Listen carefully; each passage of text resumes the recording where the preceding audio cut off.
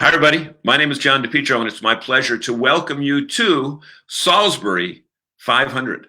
It's the only show that we know of that connects interesting people who are qualified to talk about interesting events on a national scale.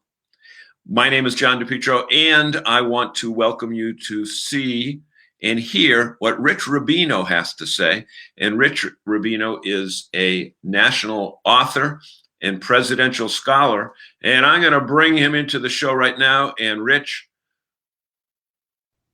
welcome. Thank you. Through the magic of broadcast technology, we bring you here from the North Shore to the entire United States. Rich, tell us a little bit about your background and why you are eminently qualified to talk about this election coming up in just a few months. Well, I have a congenital interest in American politics, the American political sphere. I've written 4 books. The most recent is American Politics on the Rocks, kind of about the interesting side of American politics.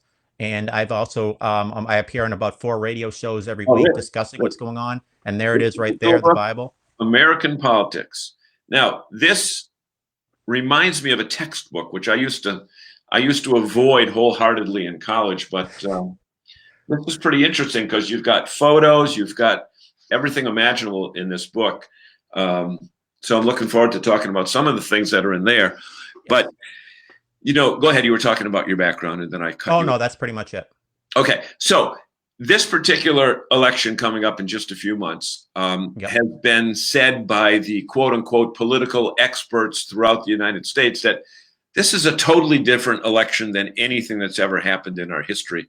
And you kind of think that when you compare that with even what happened 4 years ago and in 1968 in particular, that there are a lot of similarities with this election and others.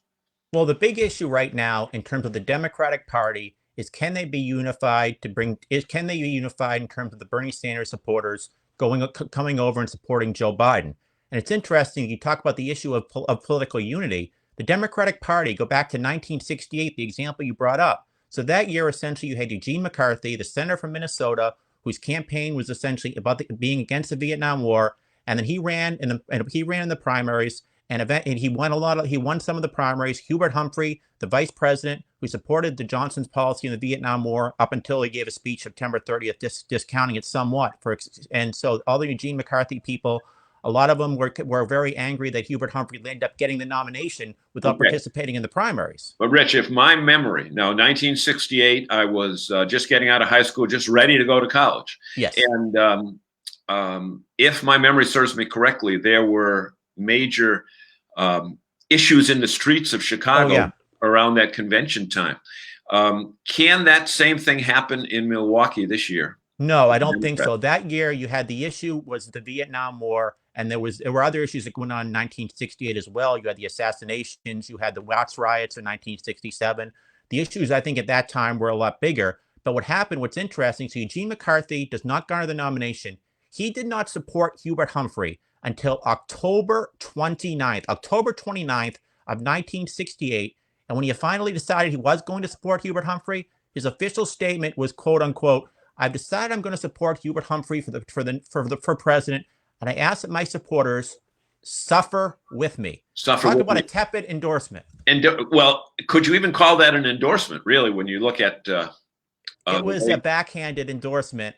Hubert Humphrey, all he said at the time was, "Well, it made me a happy man that he did come out and endorse me," because the most quintessential issue at that time, the Vietnam War, Eugene McCarthy, the flagship issue he ran on was being What's the against the war? Vietnam War, bringing Yeah. the troops home. Now, Hubert Humphrey, actually, he gave a speech on September 30th in Salt Lake City where he actually distanced himself from the Johnson administration policy and actually said that he would support a unilateral bombing halt as an acceptable risk for peace. And Hmm. that brought some of the McCarthy people over to him, but certainly not as many. Okay. And the Democratic High Command believed that had more Eugene McCarthy supporters came out and voted for them, that Hubert Humphrey would have been elected in 1968, not Republican Richard M. Nixon. Okay. Fast forward 50 years, 52 Yes. years to right now.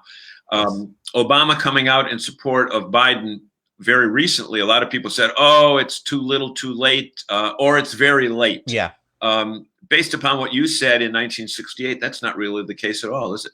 Well, here's the thing: the precedent is that when you're an incumbent president, usually after 8 years, you do not make an endorsement in the primaries.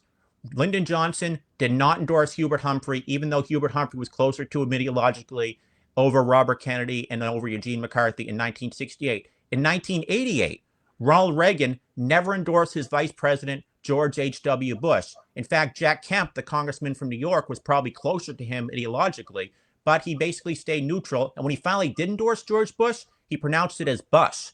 So that's the precedent. Now, Bill Clinton kind of changed that precedent because he did support Al Gore over Bill Bradley in the Democratic primary. What Barack Obama is doing is essentially what most presidents do. You don't make an endorsement. Oh, one more thing. When Humphrey ran again in 1972, Lyndon Johnson actually gave a $500 check to Terry Sanford of North Carolina, one of Humphrey's opponents, and he actually put him in a book called The Vantage Point. He gave him a signed copy when he came to meet with him. There was a $500 check in there. So Barack Obama not endorsing till now is not really that unprecedented. Okay, and I'm guessing that everything that you told us here and several thousand other bits of political information are included in this book. Categorically. Right. Okay. So where can people buy that book? And secondly, how can people find out more about your story? Oh, well, they can just find it on Amazon.com, certainly. In terms of my own story, you can go to www.polita-geek.com, and I certainly put up any interviews that I put up on that website. Okay. So we want to thank you so much for joining us on this edition of Salisbury 500, and we look forward to having you back in the near future. Indeed, I'd love to. Thanks so much. Thank you.